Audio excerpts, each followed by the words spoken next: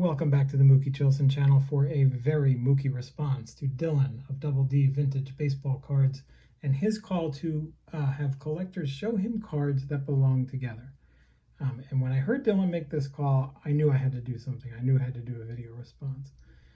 Not just because I like to display cards in a cool way, and you'll see two different displays here, but because I love Dylan and I love his channel. And I love Dylan because he has a profound humanity about the way he collects and about the way he thinks about cards. There's something so genuine and enthusiastic about just about everything that comes out of his mouth. And I am totally here for it. I think he's just one of the greatest YouTube content creators there are. I watch everything he puts out. I comment on everything I can. It thrills me when he replies to a comment or leaves a comment on one of my videos.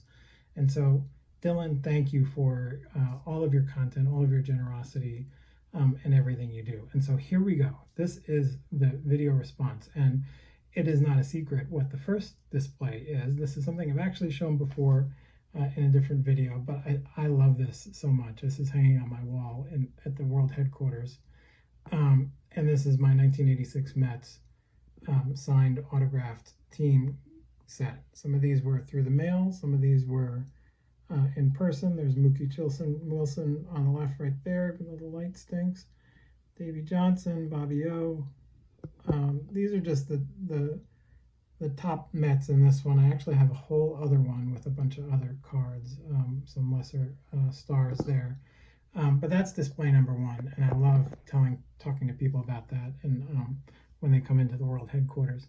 The second display of cards that belong together is a little more outside the bun, as we like to say here at the headquarters, and I'm going to use the aid of a map to explain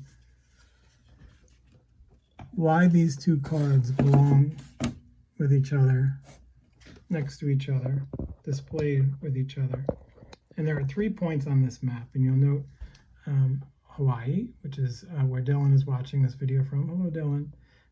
Guam and Japan, 3 islands. So all of this in the Pacific Ocean. And the reason that Guam is listed on the map is because that is where this man served in World War II on a submarine outside the island of Guam, fighting against Japan in World War II. So Duke Snider was a young man before he was a Brooklyn Dodger. He was in the Navy on a submarine. He says he did not see any actual combat in World War II, but he almost did. And that one instance, he said, was scarier than anything he had ever seen in a batter's box. Which you could understand. But if you remember, back in 1945, Japan had 3 years earlier attacked Pearl Harbor in Hawaii and drew America into the war against Japan in the Pacific theater.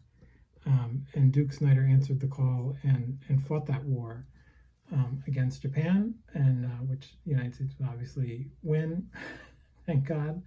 And then he went on to have a great prolific baseball career for the Brooklyn Dodgers first, then the Mets, and he actually finished his career with the San Francisco Giants in 1964. This is a 64 Topps. There is no Duke Snider on the Giants baseball card. Otherwise, I would have tried to show that. This was his last baseball card. But in 1964, Duke Snider was on the San Francisco Giants, which is ironic because 1964 was the rookie year for a very special pitcher on the San Francisco Giants. And his name was Masanori Murakami. Masanori Murakami was a left-handed reliever. He was the very first Japanese ball player ever to pitch or play in the United States in 1964. He made his debut in September of 1964 at Shea Stadium. I've shown this card before. But I like to display these two cards together because even though that Duke card is on the Mets and Murakami is on the Giants, these two were actually on the same roster in 1964, 20 years after Duke Snider was patrolling the ocean outside Japan, the country where Murakami was born. A 1-year-old toddler Murakami lived there. And Duke Snider was in a submarine ready to defend the ocean. These two were playing on the same roster. And they both played in the same game. It was later in that year, in September, maybe it was October. Murakami pitched late in the game, and Duke Snider was a pinch hitter late in the game. I can't say for sure, but I think Duke Snider may have pinch hit for Murakami. I have to do some further research on that. But anyway, here we have it. 20 years after Duke Snider was in the Navy fighting against Japan, here he is serving on the same baseball team, playing on the same baseball team with a 20-year-old left-handed pitcher who was, changing the landscape of baseball as we knew it. But this kid was also a 1-year-old in Japan when Duke Snider was serving there. And all of this is happening not far, well, very far from where Dylan is watching this from, but that's why I like to display these two cards together in the Mookie Chilson World Headquarters on a shelf in one of the cabinets I have. So this is officially the end of my video response for Dylan, and your call to show cards that belong together.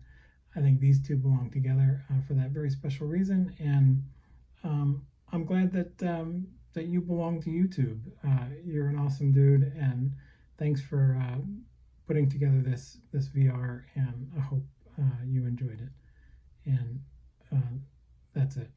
Thank you.